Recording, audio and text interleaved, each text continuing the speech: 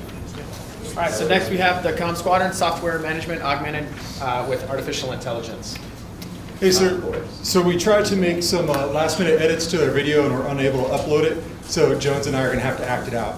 No, I'll actually give you a textual description of it. All right, sir. So just software management. The DoD is not very good at it. So much so that the DoD IG in 2018 came back and said, "Hey, the Air Force, the Navy, and the Marine Corps don't rationalize their software applications. That's just a fancy word for inventory or manage." So the consequences of not managing it is poor network performance, which we've all seen that, cybersecurity issues, and then also it's straight up money, right? Licensing and copyright issues and those sorts of things. So Air Force numbers were not available at the time, but we figure we're about the same as the Army. The Army currently spends $1.8 billion a year on software. They did a study in the G6 over there and came back and said, hey, if we had a software management program, we'd save $540 million a year. That's 5 F-35s. So that's a pretty good reason to even look at this, is that not only does it make us more cyber secure and have better network performance, it contributes money back into the operations funds. And then the last thing is that for copyrights, there's a news article where the US Navy was trying to take some 3D printing software, and they took too many copies of it without the vendor's knowledge and consent, and they've been sued for $600 million. Cases pending, so we don't know if they've actually paid that yet. But a fair amount of money to be made here and capability. So I'll turn it over to Sergeant Jones here. Everybody. On the next slide is the video prompt. In that, unfortunately, as Colonel Vicky had mentioned, we were unable to present that. But in there, it talked about the daily struggles for how the software license manager for the base has to struggle through mainly going through the amount of information. It's roughly 3,000 individual lines of software, and how the new Watson AI would help expedite that. It's pretty much, it could potentially be a day turnaround when you guys are requesting for software. I'm sure you guys have all tried to get something new on the network, and you guys know how slow that takes. The new process would be a much faster process. So in the video that we kind of go over and show some things is, the way we look at software right now is we have a approved software list. It's a 3,000 page list. It comes from 3 different sources, and the names for the different softwares might be on all 3 of those lists, but they don't come in the same way. So one name might be different in one list as the other. So right now there's no automation in order to search our software in comparison with that list. So Jones in the video would have been literally showing you a 3,000 page, six reams of paper, how he was going through that and trying to find out, is this software approved? And then the other struggle we show is, you have Microsoft Project, not a standard type of software that you see here, but a lot of people need it. I bet we just bought 6 copies of it for the tune of $2,400.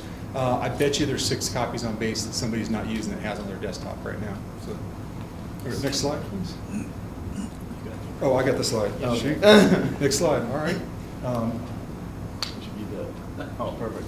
All right. And then a little while ago, we had actually brought the IBM folks down here to do a design thinking course. They were here for 2 days, and the key takeaways from that are the 3 minimal viable products, basically the prototype for the software that we're trying to produce. We did software Google checker, the software compliance info, and the compliant software list generation. The first 2 work in tandem with each other. Software Google checker would go out and it would search the network to find any software, bounce off the 3 lists that Colonel Vicky had spoken about earlier, for a software that is out of date, no longer valid on the Air Force network, or stuff that is just needs to be updated on your system, and it generates that report.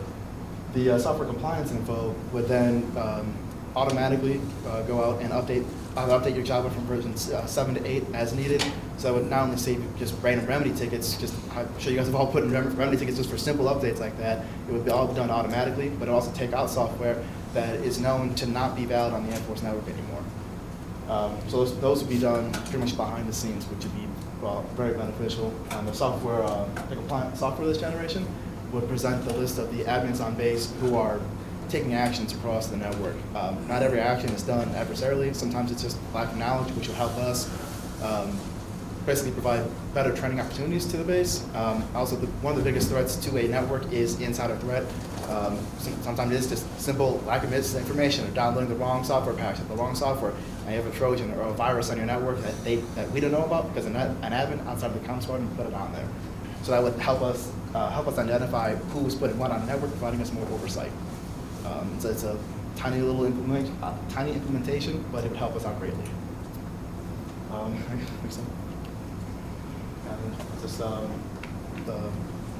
So the cost for the software, the program, is scalable. It's not a one-size-fits-all. You can purchase it incrementally. The software approval checker would be to the tune of $250,000, and then also with the compliance checker, it would be $475,000, and then with the last portion, all together, would be a tune of $500,000. And that would be that would be the most bang for our buck in this program, just because it would allow us to search everything instead of just focusing on the first two. The last portion is potentially the best. And so these prices aren't per product. It would be $500,000 to buy the entire thing, and then the price, as you see it right there, going up to get those modules, if you will. Okay. So, sir, kind of the key points that we're looking at here is, so we talked about, Sergeant Jones has talked about how this would make his life better and how he could make the base more secure and save us money. So one of the things this does is it infuses AI into the Air Force. There's just not a lot of artificial intelligence or even practices where we're evaluating how good is the Air Force interacting humans with artificial intelligence to come up with a single process. This is not being, to the best of our knowledge, this is not being done anywhere in military service. So it truly is innovative. The other innovative thing about it is there's a pretty good chance it'll fail.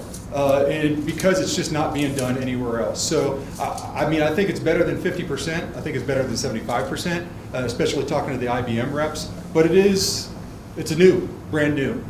It'll make airmen more productive. There's not more bodies in the Air Force to give us more bodies to the comm squadron. And even if you plus the comm squadron by, say, double, it would be hard for us to go out and recruit, train these additional cyber knowledge airmen. So Sergeant Jones here is worth probably 10 people right now. It would make him worth 100 people is the kind of the final goal right there.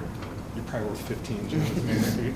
So, and this is a prototype. So if it is successful, this is not a guaranteed product forever and ever for Holloman Air Force Base. This is just kind of a proof of concept. So if we do that, it will be kind of we'll have to spiral up. And then finally, if we're successful here, this is something that you could cut and paste to any other Air Force base.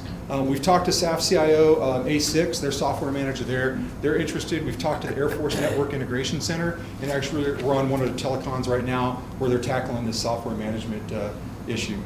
So, sir, that's the conclusion to our presentation. Any questions? What's the cost on bandwidth to use this? Because you're saying you're going to improve productivity, but I'm concerned about end user productivity impacting bandwidth. So something like that, I don't think there would be too much of a network bandwidth used. So like we do scan the base basically weekly, every Monday, Tuesday, potentially Thursday as well. It doesn't really affect the network at all, really. So with the ACAS. How about government wireless devices? As long as it's plugged into the network in any way, shape, or form, wireless or hardwired, as long as it touches it, it would be scanned, yes, sir. And VPN? Yes, sir, as long as it's touching a network. So if this was approved, how long would it take for you to get higher headquarters to be able to run this on a government network? We're not totally determined on that right now. Working with IBM, we asked them their familiarity with the ATO process, was their authority to operate on the network. This is not the first government project they've ever done, and they assured us that it would be they would be able to get it on the net. So the real answer is we just don't know, but we're confident in the person that's providing it to us that they could work through the process with us. And Chief, sorry, I've spoken to the IA folks, they work under my site, and they said typically it takes between 6 to 8 months, but since it's IBM, they're very familiar with a lot of their software and stuff, so it would likely be shorter. So you guys for it to operate on both network and server? For that, I don't have that answer right away. I think Nipper was our first priority because that's where we got 5,000 endpoints. Our SIPR footprint on base is just so small, but it sounds like I wouldn't see a reason why it couldn't go onto the server net. That's one of my questions. You scratched an itch I had from last year's innovation across the Air Force. Is that you said this was, we could be successful to port this anywhere in the Air Force. As a I'm sitting in my wing now, and I don't know what anyone else did last year, really, and what they were successful at, and what we could steal. Was there anything from the comm community that you guys shared knowledge across comm squadrons that they maybe did last year, or look at similar this year? I couldn't answer that question. That wasn't research that I did, so I couldn't tell you yes or no. And I don't know how to do that research besides picking up the phone and calling our, your fellow squadron group commanders. It's not a spirit. No, so that is a good question, and I'd like to know the answer to that as well. I just wasn't able to get to that. Do we coordinate with the NAF at all? With 12th Air Force? Or with 24th Air Force? 24th. No, or at this point, we've only been able to coordinate with SAF CIO A6. That's advice that we've already received and intend to execute and follow through with. But just, the people that do that research have been pretty busy. So IBM. I'm sorry. Can you go back a slide? Okay. The part that I'm having a hard time is list of individuals that are uploading and installing unauthorized software. If we already have tools in the network that ping the system that let us know if I can't upload any software download right now, why would we pay this extra money for that if that already exists? It doesn't necessarily already exist. We have 37 different CSAs throughout the 37. Is that about the right number? So this is to prevent the CSAs. But people like me who don't have admin privileges, I can't do this capability right now. Is this to catch the CSAs from who have the authority to upload and download? It's not necessarily to catch them. Yes, it does provide us oversight, but kind of, Sergeant Jones said, it's not every action is adversarial. Sometimes it's just a lack of training. So this is just an opportunity to track who's putting what on our network and how they're doing it. And then if we find somebody that has done it outside of policy, Sergeant Jones can go over to him and say, hey, did you realize this was not in accordance with policy? And the answer may be like, no, I didn't. So this is kind of following up on our IA program where we're having the quarterly CSL meetings, cybersecurity liaison meetings. This does help us educate people. We've already had an instance on base where we had CSAs that were essentially going in and overriding group policies to install software. And it wasn't because they're bad people. They just didn't realize there was a new version of software. We were able to go out there, put that new version on, and now they didn't have to. There's a much longer process to get this software working. So. Have you talked to the 33rd Network Warfighting Squadron? No, ma'am, we haven't. And again, I apologize, and I know those were good pieces of advice that you gave to us, and just in the time that we've had and the issues we've had going on, we just haven't been able to reach out. Who can approve us to be a pilot base? What level is that? Is that, we like it? So it's staff? It'll be SAF recommending to ACC, who owns the cyber portfolio, and to the 24th Air Force. Which were the two bases that are pilots right now for the SCCM solution? I know one is Scott Air Force Base, and the other one coming to mind, I don't want to speak out of turn, but I remember it being Hale Air Force Base. Yeah. So the Air Force is running another using SCCM, which is, I don't know. So are you able to talk to that right now? The software client configuration management at SCCM. Right now there is a program called SCORE.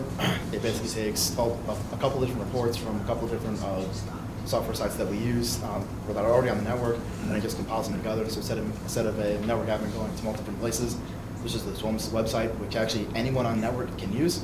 It just pulls down reports, and they're trying to fine-tune it to make basically our lives easier. We're trying to hopefully incorporate the SCORE report into something like the IBM Watson. But they're currently making a pilot program for that as well. There's also a bi-month, is it bi-monthly is the term? Yes, for updates to that as well that we're also part of. Yeah. But the capability is not a fraction of what this will be. And again, just to mention, so Sergeant Jones is he's representing Holloman Air Force Base at the monthly software management teleconferences. So is IBM the only company that does this kind of, or has this capability? No. That's a problem, sole sourcing. So what IBM does is this product they provided us is called market research.